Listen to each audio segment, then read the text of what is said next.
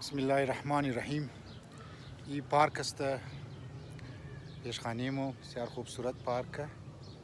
اگر شما توق میتونین هم ترکم ذره ریست آمادم اینجی گفتم چند کلمه در خدمت شما بگم.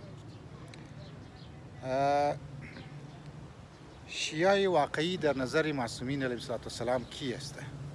امام صادق علیه السلام میفرماید که شیعه از مورد سه چیز امتحان کنین. امتحانو شیعتنا عند ثلاث. در سه چیز، در سه جای، در سه مقام شیعه از مورد شما امتحان کنین. یک، عند مواقع الصلاة،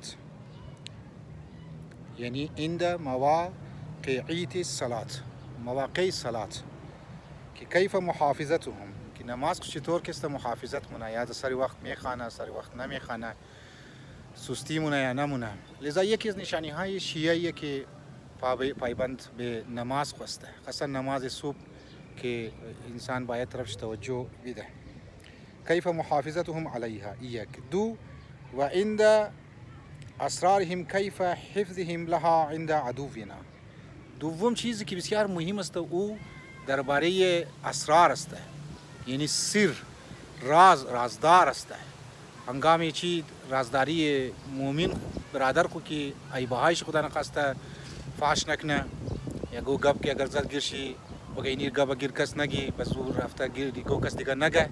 همینطور هنگامی دشمنی که مثلا دشمنان اهل بیت که اگر گرفتار شونه یا گو چی شونه اونجی ای باید بگه که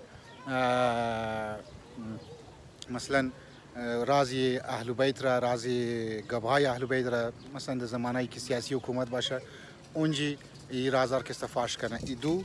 سه، و الى اموالهم کیف مواساتهم لاخوانهم. و ای که اموال کی داره، مال کی داره، دولتی کی داره، او را ای برای کجا صرف مونه.